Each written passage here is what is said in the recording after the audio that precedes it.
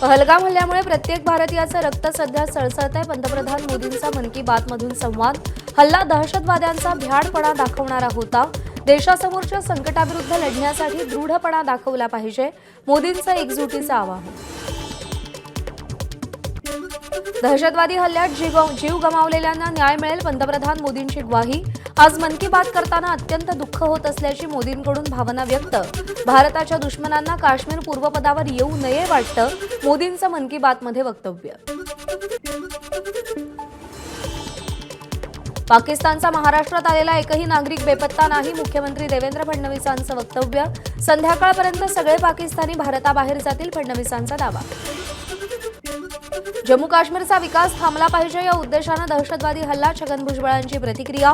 मात्र आपण या लढाईत एकत्र राहिलं पाहिजे, भुजबळांचं आवाहन। पाकिस्तानी नागरिकांनी भारत सोडण्याचा आजचा शेवटचा दिवस। पाकिस्तानी नागरिकांना दिलेले सगळे व्हिसा आजपासून रद्द। वैद्यकीय व्हिसा देखील 29 एप्रिलपासून रद्द होणार। अरबी समुद्रात नौदलाकडून जोरदार युद्धसराव सुरू। अनेक युद्धनौकांवरून क्षेपणास्त्रभेदी यंत्रणेच्या चाचण्या।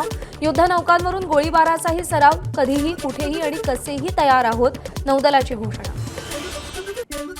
पहलगाम हल्ल्याचा एनआयएकडून तपास सुरू। फॉरेन्सिक तज्ज्ञांच्या मदतीनं विविध ठिकाणाहून पुरावे गोळा करणं सुरू। पहलगाम हल्ल्यामध्ये 15 स्थानिक तरुणांनी मदत केल्याचं उघड। एनआयए आणि तपास संस्थांनी संशयितांची यादी तयार केली। 5 प्रमुख संशयितांपैकी 3 लवकरच अटक होण्याची शक्यता। एबीपी माझा, उघडा डोळे बघा नीट।